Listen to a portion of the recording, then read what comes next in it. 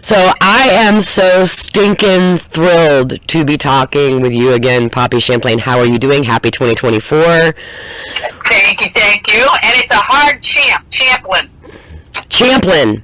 Yeah, people get that confused. You know what? My apologies. And not a problem. Champlin. And you know what? I did know that, so I do. My apologies. Not a problem. It's a difficult one. When I was on the Joan Rivers show on live national TV and won America's Funniest Real Woman, Poppy Champlin. I'm like, oh my God! No, that did not happen. Yes, it did. Okay, Oprah got it right though. What's that? Oprah got it right. Yeah, Oprah got it right. Oh my God! So okay, all right. So can we talk for a moment about being on the Joan Rivers show? Sure. Yeah, tell me. I mean, like, what was that experience like? That was so cool. At the time, I was with my girlfriend Ellen, and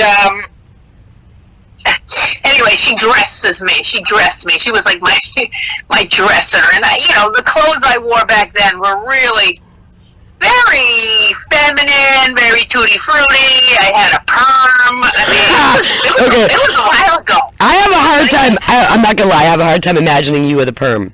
I know. It was 1993. Okay. Okay. Anyway, so they flew us out. There was 5 of us that won from all over the country, and then we had to compete on the Joan Rivers show on her morning TV show. Oh my God.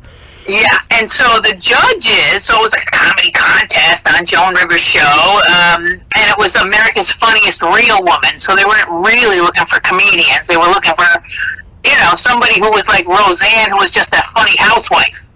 But that's not who competed. All the comedians from the Midwest competed. So anyway, so the judges were Alan King. I don't know if you know who Alan King is, but he was like a big comedian. Right. Big comedian. Alan King, Rick Fields from Catch a Rising Star, Caroline from Caroline's, Joan, and I'm probably forgetting a couple others. So there was some pressure. No pressure at all. And just so you know, the silence is me listening intently, hanging on every word. If only you could see my face right now. Really? Yeah. So I wore this little 2-piece chiffon kind of blue suit. My mother and my friend took a limo up from Rhode Island, because I'm originally from Rhode Island, and at the time I was living in Chicago, so they drove up in a limo from Rhode Island to see it. Wow, okay. Limo ride. It was a studio audience, so she was on the guest list. So, and they put me up in a beautiful hotel, and it was very swanky. Right? And, yeah. So, can I ask at this point, was this kind of the biggest thing you'd done? Yeah, I think that was. But I had done already, done Rosie O'Donnell's stand-up spotlight. That's awesome. And that was big. Yeah, that one was great. So they flew me out to L.A. to do that one, gave me a limo, gave me a swanky hotel, and gave me a leather jacket with the VH1 insignia on it. Stop it! But you and Rosie O'Donnell maintained a pretty awesome working relationship, right? Yeah, because then she got me onto the cruise. Right. Yeah. And from doing the cruise, I got on HBO because her documentary got to be a Emmy-nominated documentary. 3 times. I mean, you were nominated for 3 Emmys. Was it? Yeah. Wow. Right? So that's cool. Right. So okay, let's walk this back for those who don't know. I do want to hear the rest of the Joan Rivers, because I mean that's fantastic. I mean, the late great Joan Rivers. Yeah. And then maybe pick up that thread, of that relationship, that burgeoning relationship between you and Rosie O'Donnell. But I can only imagine. Okay, so you did have the experience of the Rosie O'Donnell being in the spotlight, going into the Joan Rivers, but that wasn't a competition. This was a competition. Yeah, exactly. And you're standing there and you're competing, and you've got Joan Rivers as a judge, you've got Alan King as a judge, you got Caroline. Holy crap! I know.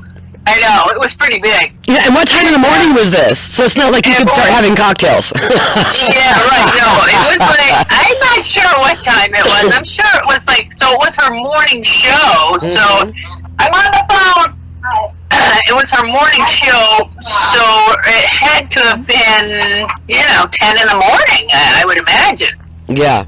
Wow. Yeah. Wow. Okay, so how was that being on set with Joan Rivers? Yeah, so that was so cool. I was, you're kind of starstruck. I totally was starstruck. That's what I'm asking. Did you have that same experience with Rosie O'Donnell? Of course, Joan Rivers by this point was already a legend. Right. And I had already, she was kind of like my mentor. Okay. I studied her to become a comedian. Right. I studied Joan Rivers, and I actually was on her late night show out in L.A. when she had that opposite Carson on the Fox. Right. Yeah. Yeah, there was a Joan Rivers lookalike contest or something, and I won in Rhode Island, and they flew us all out to L.A. to be on the show, and it was me and 150 drag queens. Oh, my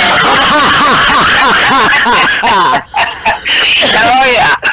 And I had jokes, and I'm like, I'm going to win this thing. I got jokes, and all they just went on stage, and like, oh. Right. So, but, oh, my God, how fabulous is that, though? That was fabulous, but the bad news was she wasn't at her show. She actually boycotted her own show. She doesn't really like it when people do impressions of her. So right.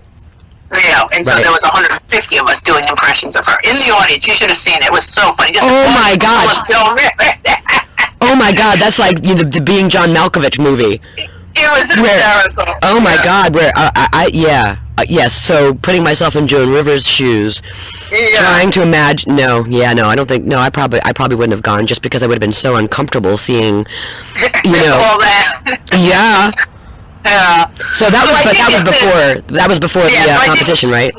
Yeah, so I didn't get to meet her that time. So then this was the time I was going to finally meet her. And, when I finally met her, it was on stage, on camera. Yeah. After she called my name as the winner. And then I said, she's like, they told me that you were on my late night show. And I'm like, yes, I was on your late night show. And I did an impression. I started doing jokes. And she's like, okay, that's enough. Okay. I could totally see that. Like yeah. But she's like, be sure to get those dates, because with the win, I got a date at Caroline's, a date at Catch a Rising Star, I got a trophy, and I got a couple other things. How awesome is that? And of course you're on camera, so you can't gush the way, everything that you were feeling on the inside had to stay on the inside. Right, like I couldn't be like, you're my mentor. Right, gushing. Like, oh my God, Yeah. Right. So and then, that was exciting. Yeah, that's hugely exciting.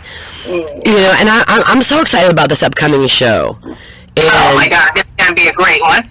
And I love the fact. So yes, okay. So I have a gazillion questions for you, and I know that we have a time limit. So what I want to ask you is just a couple of things. Because you have such, you've had such a, and still are enjoying one hell of a career. True.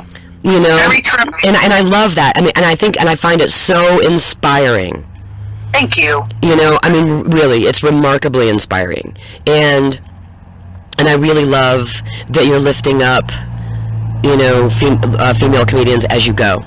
Mm-hmm. I love that. And so a couple things, and kind of these are remarkably broad brushstroke questions, but okay. So in your remarkably amazing career, what is one of your favorite moments? And I would imagine that I can, that might be hard to pare down, but and what with this upcoming show, what excites you the most?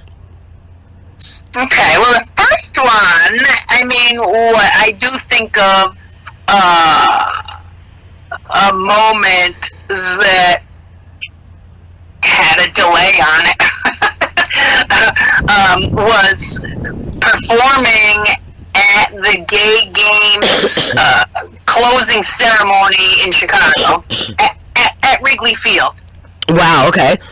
Yeah, so I was like the first lesbian to perform at Wrigley Field, basically. Wow. In front of like 25,000 people. Oh my God, okay. It was real scary. I mean, that was insanely scary. Okay, yeah, talk to me about that for a moment, because, you know, I mean, that moment, like, how did you get yourself, you know, in the right headspace for that? Because, I mean, this is, I mean, not only are you appearing in front of 25,000 people, yep, but you're having that really, truly paradigm-shifting moment of being the first lesbian to be on Wrigley Field. Yeah. You know, and certainly that was in your consciousness.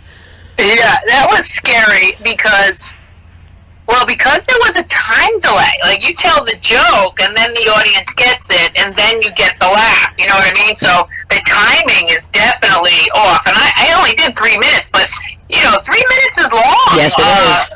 Yes, it is. When it's just you. When it's just you. And 25,000 people. Exactly. That's so crazy. Okay. And when we went to rehearse it first, earlier in the day, the enormity was too much. Like, I almost lost my head. Like, it was so scary. I just couldn't. So I went home or where I was staying, and I went to sleep. I went to sleep. I said, I have to reset. When I wake up, yeah, I got to reset. I got to have a reset. I got to be strong. I got to be brave. I got to, you know, I told myself all these things, that when I got up, there was not going to be fear. There was going to be strength, and there was going to be, you know, calm. And I was able to go to sleep, I think, and I woke up and I reset, man. And then went for it. So when you walked out on the field, yeah, to deliver the actual, now you're in it. Yeah. What was going through your mind? I mean, I just didn't want to forget my lines. Right. You know, I mean, I had my lines, but and I just wanted to make sure I had it together. You know, I think Cyndi Lauper was on like later that night, so I feel like I did open for her once before in Milwaukee at the Milwaukee Fest, but that was a bigger thing, yeah. But I did forget my lines. And, no, you didn't. Yeah, I did. I mean, I had it in the beginning, and then I screwed it up in the middle. But I just kept going, and it seemed to be okay. So, you know what I mean? Like, it didn't come out the way I had rehearsed it, but it still came out, and it was still fine. Okay. It was almost better. Wow, okay. Yeah. So when you walked off, yeah, you know, knowing that you'd forgotten your line, yeah, what was the feeling? What did you, you know, what were you feeling? Like, did you think, oh my God, I just nailed that. Yeah, I messed up that line, but... yeah, I was surprised that it came out almost better than what I had planned to say. I knew I had screwed up the words and the order of the words that came out, but it didn't matter really, and it still was okay. Yeah. And I was like, oh, thank God. And because I actually sang a little something or other. Oh my God, what did you sing? I sang something a cappella. Oh, I think I sang something like how lesbians and gay men were still so at odds with each other. And this is back, I don't know what year this was, 2006, I think. I said, we're still at odds with each other. It's almost like the Jets and the Sharks. When you're a dyke all the way. Or, I don't know. It was something... I love it. I was going to ask you if you could remember what you sang and if you would sing it. I mean, I so wish you could see my face right now. Like, I have got a smile so big, like my ears could pop off. Yeah, like I attempted to sing a cappella, and I screwed up the lines within that, and it was okay still. Yeah. Yeah. Oh my God. Okay, so when you walked off the field, you know, or you know, it was like, okay, you were done, and you took those first steps away from, you did your 3 minutes. Yeah. What was the feeling? Can you remember that? I think there was a kind of a high stage, so I was just trying to make sure I didn't fall. You know, there was some steps and some metal girding and da-da-da-da. I don't know. Oh, Lord, please don't let me fall right now. Yeah, exactly. Just keep me on my feet till I get down off this thing. Yeah, and it was like a long walk back over to the dugout where you were going to hang out, you know. Right. Yeah. So, I mean... And the next person was up already, you know, so... Right. Yeah. But how did you feel? You were like, oh my God, I just did that. Yeah. You know? I don't know. I think I was blank. I think I was, you know, a zombie. I have no idea. Too much to process in the moment? Huh? Too much to process in the moment? Yeah. Just like a smile from ear to ear and just like, don't let me fall and let me just get the hell off there. Actually, I probably thought I would have liked to have done more because it was starting to feel good. Right. You were just getting warmed up. It's like, damn. Now I'm on. Yeah, to get a laugh from 20,000 people, holy moly. Oh, yeah, seriously. And it did. I did. I got some laughs. I was like, wow, I don't even know how this is happening. Because because you're funny. But I can imagine that, like, okay, this isn't just like 10, 100, 250 people. This is 20,000 people. 20,000 people. Oh, my God. Yeah, crazy. Oh, my God. And they were all laughing. So what is... Yeah, and I got big laughs. So what is the sound of 20,000 people laughing? Like... I mean, it's really... And it's all around, you know? It's like surround sound, you know? Yeah. So... I mean, it definitely wasn't full. I mean, obviously that stadium can hold, like, 75, 80,000 people. So only 20. It didn't look like it was a big house, you know? Right. Yeah, but it was. It was fun. Really fun. Yeah. And so, what was the, what was the Oprah experience like? Oprah experience was, that was kind of wild because I had only been in Chicago for, I don't even know, maybe 6, 7, 8 months. And all of a sudden I get a call, you know, from my friend, like, you want to do Oprah? And I'm like, yeah. Let me think about it. Like, who says no to that? I think I would have fallen out. Yeah, like, those things are like, I mean, that was way back. I mean, I didn't go to Chicago. I was in Chicago in 1988, so that was like a long time ago. But right though. I mean, but to get that, you know, like, hey, so Oprah wants to know, what right now? It was not another contest, but she wanted comedians to come on and do how hot is it jokes. Because we were going in a heat wave. Yeah. Right. And I had just been out in Chicago now for, like I said, like 8 or 9 months, but I was getting to be one of the hot chicks hitting the clubs, and everybody saw, you know, I was eager and hungry to get everything I could get, and then somebody threw me a bone, you know, so damn. Like, yeah. And that's a hell of a bone to get thrown. Yeah. You know, I mean, you only did 3 jokes. I mean, you did 3. It was like a minute. I think you did a minute. You had a minute and a half, if that. Wow. Did you have the opportunity to meet her?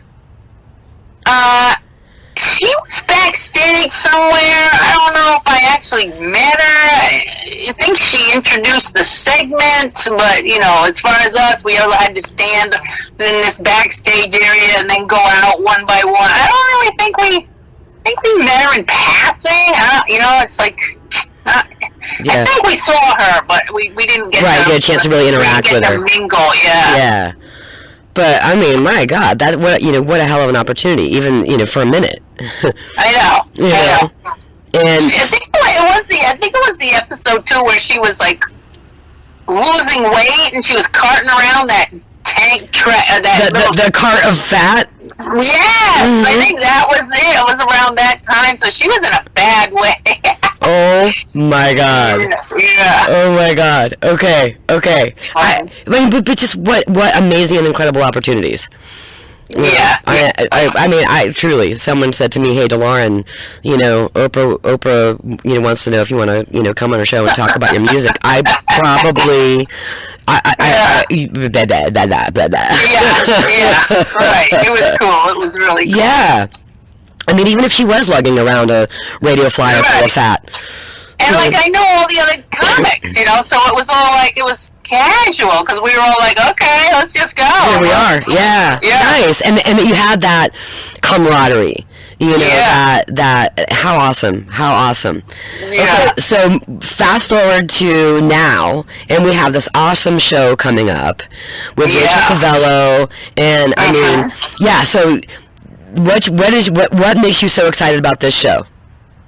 Well, I've never had Dana on, Dana Goldberg is on it, and I never have had her on a Queer Queens, so this will be her first Queer Queens, and I've been doing Queer Queens for 12, 13 years now, and so it's good to have her on. It's great to have Rachel on, because she's local, and she took my class online, and she's very good, and she's really putting together some good comedy sets, and so I like that she's excited about doing more time each time. I had her on last year too, and she only did 8 minutes, but this time she's going to do 15. Damn. Okay.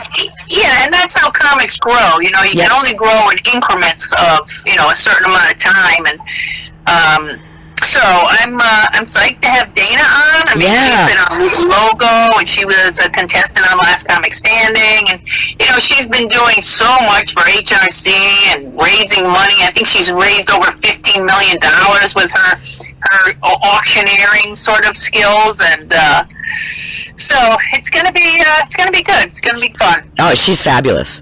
I mean, the lineup is just absolutely stellar.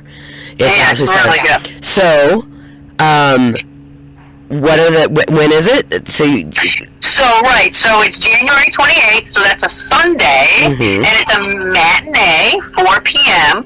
We also have a VIP. If you buy the VIP ticket, which is $45, you get to have a meet and greet with the comedians before the show with some wine and some cheese and cracker and fruit plate before the show at $3:15. So that's the VIP. If you're just buying the general, that's a $30 ticket, and the doors are at 3, VIP starts at 3:15, and the show starts at 4. Fantastic. So, all right, so where is it, and how do we get tickets? Okay, so it's at the Tampa Funny Bone, which used to be the Tampa Improv, but they've changed the name now to the Tampa Funny Bone, or they're in the process of changing that name. But it's in the Ybor neighborhood. Is that how you say it? Yep, it's Ybor. Yep, Ybor neighborhood, and that's at 1600 East 8th Avenue, and that's Tampa, Florida, 33605.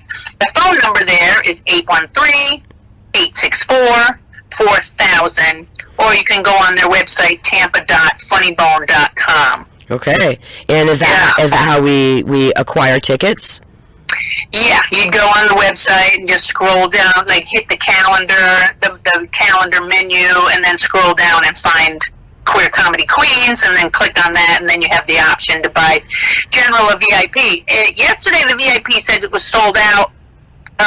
The VIP was sold out yesterday, but I've asked them to add some more seats, because last year we sold 75 VIP seats, and this year they've cut it off at 50, and I'm like, hey, how about those extra 25 that we had last year? Yeah.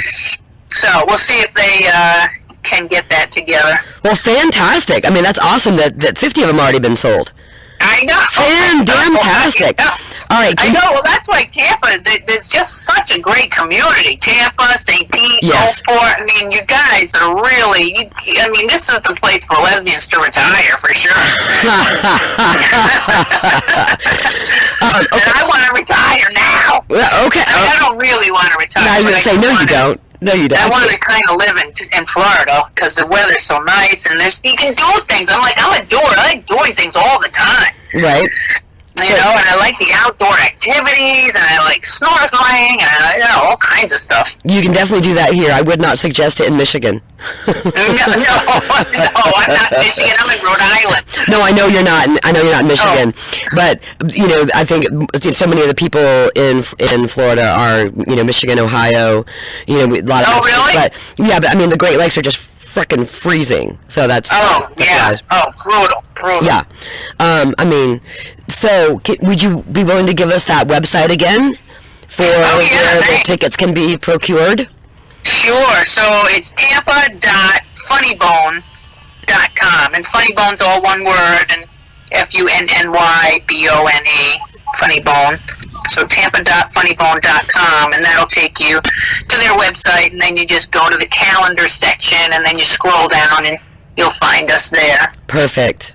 Yeah. Perfect. And there is, unfortunately, there is a $7 ticketing fee. What? The club adds a $7 ticketing fee, which seems a little high. That does seem a little steep, but yeah. I can't change it. I try, but I cannot change it.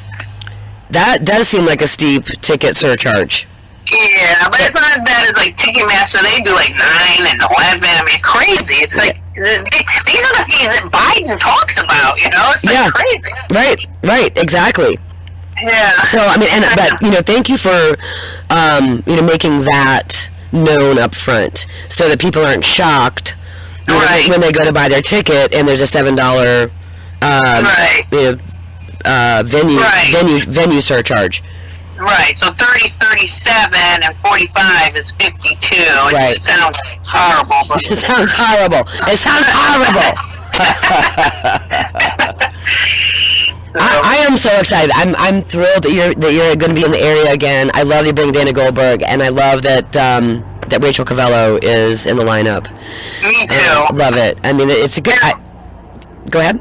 And also, some proceeds are going to be going to the Metro Inclusive.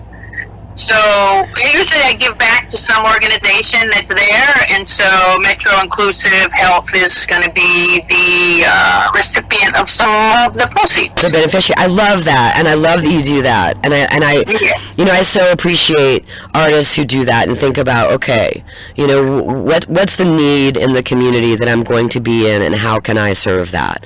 I so love that, and I think, if I'm not mistaken, you have a long-standing relationship with Pro Susie, now Prosisters. Right. I mean, that goes back how long? That goes back to, what was the gal's name who originally did it? Suzanne No. Yeah, her. I met her in P-Town, and she's a fabulous, just a fabulous spirit. So cool that you guys have this, and that, you know, you're about one of the only cities. I mean, there's other cities, like Houston has a newsletter, and Cincinnati has a gal that has a newsletter. That's what I keep trying to find, is somebody who really is the hub, and that the lesbians can reach out and find out what the heck is going on at any time. Like, what is going on for us? And you just hook in. And so I'm so glad that Pro Susie has it, and it really is beneficial to me to get to reach all the lesbians there. Yeah, well, and so Lynn and Amy,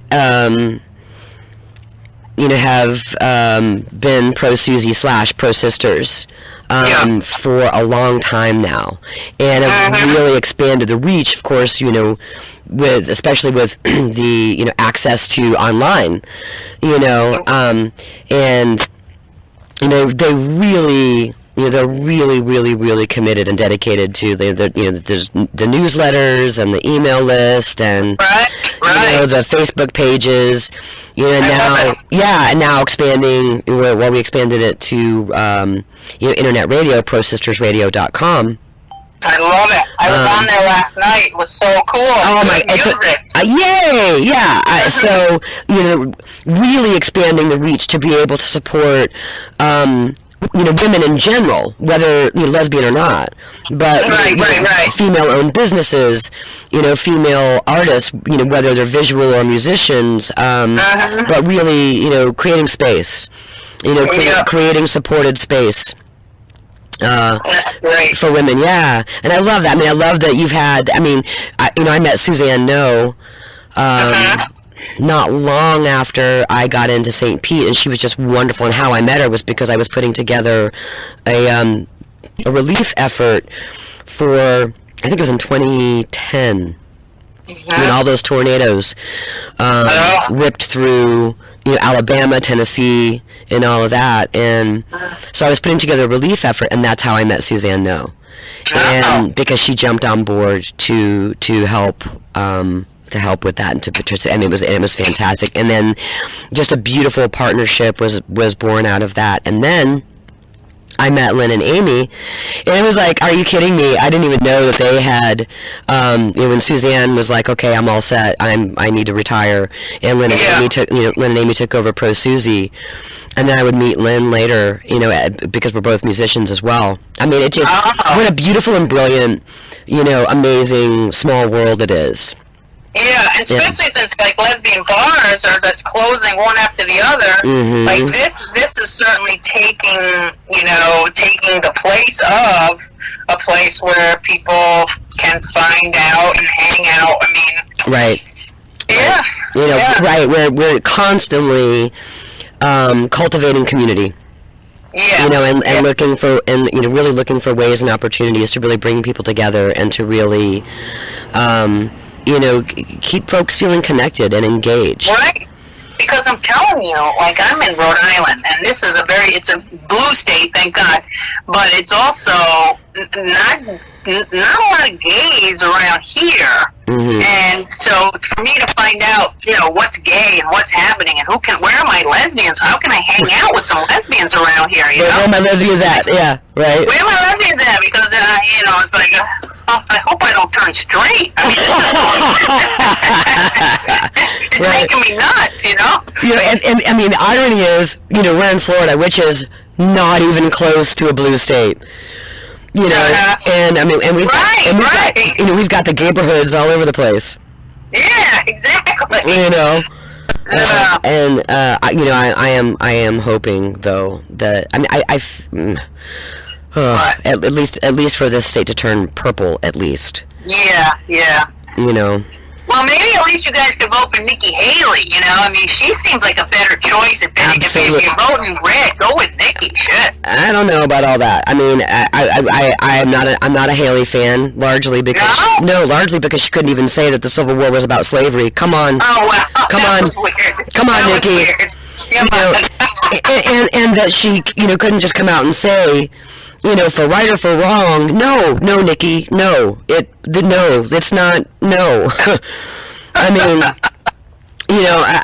I granted, I think of what is, out there as far as the Republican field, goes, I think, Nikki would be a better, but I think if the Republicans could have somebody even better than Nikki Haley. Yeah. I mean, come on. And, she is, really, really, to say pro-life, I think, is probably one of the biggest hypocritical oxymorons, to come out of the GOP face. Because you can't tell me that you're pro-life. You want to ban abortion altogether and not recognize it as health care, and you want to make it punitive. I don't think she would do that. Well, she supported a 15-week ban. 15-week. I mean, hello, but you can't say that you're pro-life and not be willing to take guns. Assault weapons. Oh God! You can't say that. You just cannot. You can't say you're pro-life. I think she's for taking those away, isn't she? She's from the South, but South Carolina. Sure yes. Yeah, So sure. I'm gonna say she has not been clearly in support of removing assault weapons from access. Really? Yeah. That surprises me. You know who I saw the other day? It's like, why aren't we seeing more of this guy, Dean Phillips? Dean Phillips for the Democratic side. Right. Is it because they won't even allow us to look at anybody but Biden? I think it's a money. Yeah, I think it's a money thing. But yes, Dean Phillips, because I recently heard about Dean Phillips, and he kind of caught my attention. But I mean, something's happening rightly, because you're in Rhode Island and I'm in Florida, and we both heard of Dean Phillips. Yeah, so I think we ought to take a look at him. 1,000% agreed. Yeah. I don't by any means think that Biden's perfect, but I do think that given what he came into, the man has done a remarkable job. Yeah. Given what he came into, and the fact that he's been able to do it with such composure. Yeah, he did. He did a good job. You know, but I really do think it's time for a younger person to take over. Take the reins. I think as long as that younger person has ideas, and policies that are truly democratic. Exactly. And really, really, really really, truly with the interest of all Americans, no matter what color, ethnicity, whether you have a spiritual or religious affiliation or not, no matter who you love, no matter how you identify as a pronoun. I mean, really, truly for all Americans. And I will say that I think that Biden has done a really, really, really good job with that. Yeah. Really working, the Build Back Better, really, really, really trying to and working towards balancing the scales, I think is what I want to say, regarding, a positive impact on the lives of all Americans. Yeah. So, I would love to see, I would love to see someone like Gavin Newsom. Oh, wow. Get on the ticket. No, he said he wasn't gonna. Oh, I know. Yeah. But he's brilliant. Yeah. He's brilliant. Well, we got off the subject. We totally did, and this can be edited out. But this is a good conversation, and I'm really grateful. I'm grateful to be having it. We can edit this part out if we want to. All right. But it's a good convo, and yeah. One of the things I really hope for and I hold for is that no matter what side of the aisle, folks are on, is to be able to have to be able to hear each other. And to have that honest dialogue. Like, I'm still learning how to, talk to people and share my real feelings without fearing that I'm going to hurt theirs. Right. Or without... You know what? Yeah, it's like, wow, I'm an adult and I'm still nervous about hurting people's feelings, so I'm ginger, and that's why I can't have a good relationship, because I'm gingerfoot and pussyfoot language, but I pussyfoot around the truth so that I don't hurt their feelings, and ultimately the feelings get hurt. Yeah, and I think that, being able to, I think there's a way to do it, though. I really do, that there's a way to, speak our authentic truths in a way that is, okay, so this is where I'm at, this is how I'm, how I'm experiencing things, this is what I've observed, in a way that is,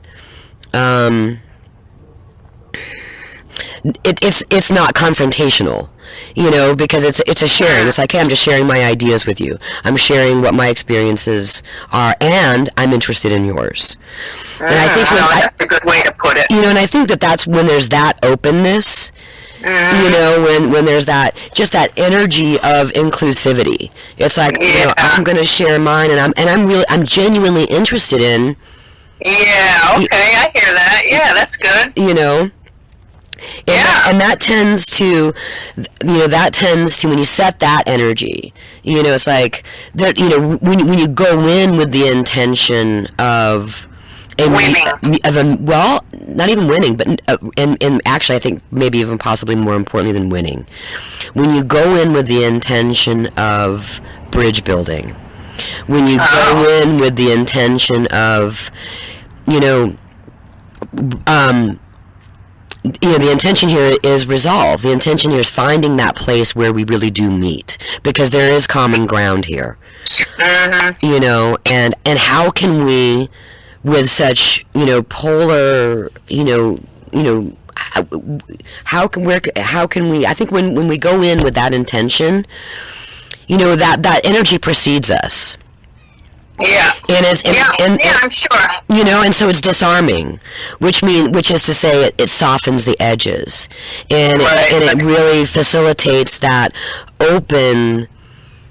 I'm interested. I want to hear where where you are. As long as you're interested. Yeah. And so you're not going in with that. In that I'm going to overpower. My position is better than yours, and blah blah blah, and all of that. Yeah, there exactly right. Yeah. All right, so back to the comedy. Okay. And back to the comedy. Yes. Good. So it's selling well. It's not up to where last year's tickets are. Last year I think we got, I don't know what we got, maybe 170 people.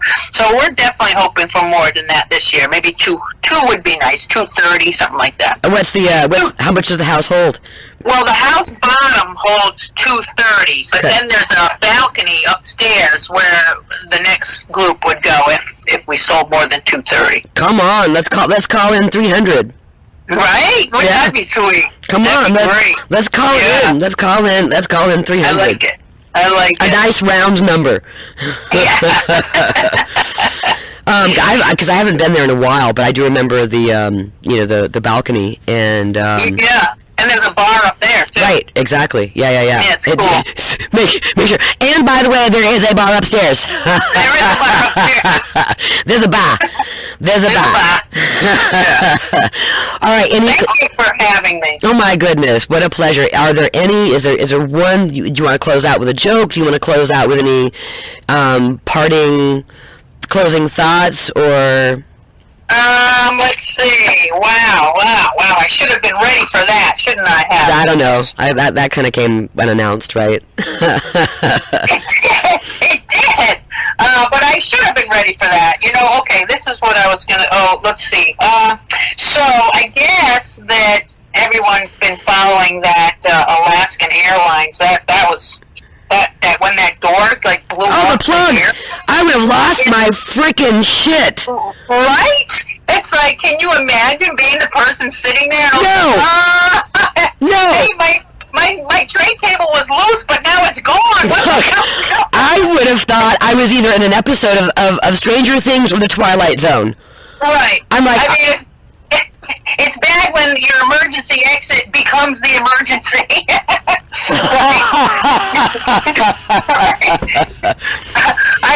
I went to the Patriots last game over at Gillette Stadium, and I brought a sign with me, and it said, "Let's blow the doors off these jets." Oh, for fuck. Okay, I take that back. I take it back. No, it was after it, so. Oh my God. Yeah. No, don't mean that literally. Really. Yeah. Oh my goodness. What a joy. What a joy. Thank you so much for your time. Absolutely. Thank you so much. And I'm going to try and figure out, because I know, I had shared with you that I volunteer for this really remarkable, organization called Girls Rock, and and we have an event. So I'm going to see if I can swing both somehow, some way, because that'd be great. No, because this one's at 4 o'clock. I mean, yours is probably at night, right? No, it's during the afternoon. Oh. Yeah. So well, this one is too. I know, and I was like, fuck. And there's a playoff game, and the Bucks might be in it. I don't know. Depends on what happens this Sunday. Yeah, true that. Yeah. And then I am gonna go ahead and just claim 300. I love it. And I'm so excited about this show, and I so hope I can figure out a way to get there, because I know it's going to be 1,000 ways of awesome. It is going to be awesome. Yeah, it is. And I do. It's great to talk with you again. I so appreciate you and your time, and I really appreciate everything that you're doing for the community and to uplift your your female colleagues. And yeah, and it's just so nice to just gather together and laugh together. It just feels so good. It just feels so good just to do lesbian comedy. I mean, it's such a dominated